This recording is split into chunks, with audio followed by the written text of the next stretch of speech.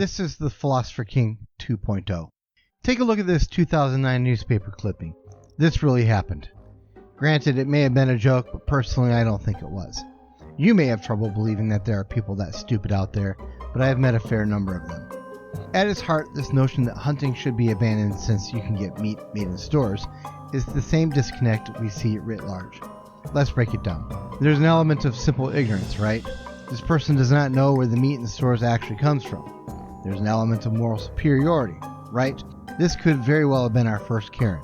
She is trying to persuade by shaming rather than argumentation. These elements all combine into what we might call wokeism, and it is that, but more importantly it reflects almost a complete break from reality.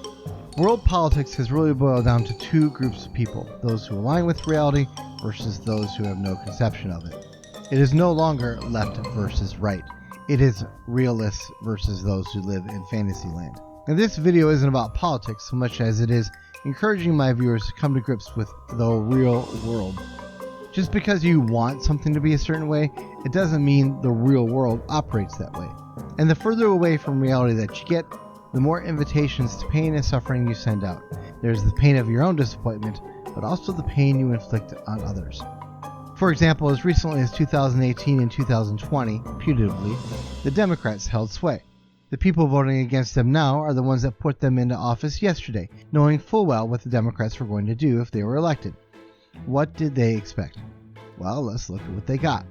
Inflation. Our monetary policy has been creating inflation for decades. An implosion was inevitable, but they managed to postpone it. What was different about this time? Well, on the one hand, there was money printing that went way out on the limb, but it was combined with a war on energy. Now, the Dems have been making it clear for years that their anti-climate change agenda would entail a war on energy. So no one should be surprised that a war on energy is what we got. That agenda is like the argument in the newspaper clipping. There is the moral hubris, of course. You know, we are trying to save the world. You should be ashamed of yourself for driving a truck, and so on and so forth.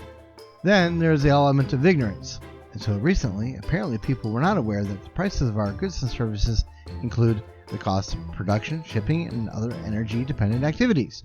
When the producers and shippers have to pay more for their energy, this cost is passed down to the consumer. I mean, duh. The Biden administration went in whole hog on their war on energy, taking already malignant processes and radically accelerating them. This has resulted in much higher costs. For some, the costs are so high they are going to have trouble living at all. They may not be able to get heating oil to get through the cold winter, but they voted for this. They planted a war on energy. They harvested unbearably high cost of living. The sad thing is, in another few years, these same people are going to forget their hard times today and vote again for people who think we don't need farms because we have grocery stores. There's another way of understanding this principle. There's a maxim famously described in a passage from the Bible.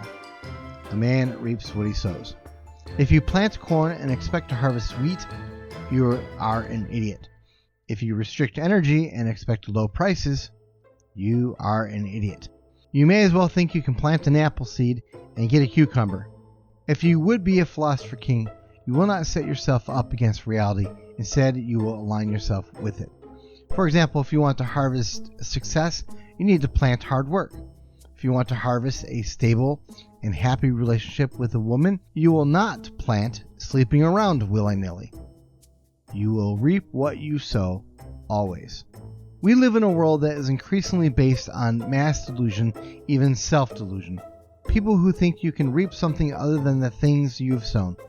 I implore you to choose another path. Do it sooner rather than later, because as things stand right now, it appears that the so-called smart people are poised to run this world right into the ground. Everything they are doing is pointing in that direction, and you will not survive it by indulging in fantasies. We all wish the world were different than it is, and that goes for me too. But wishing something was possible doesn't mean it really is. Be real, Philosopher Kings. Be real. Like and subscribe, hit the notification bell. Thanks for watching.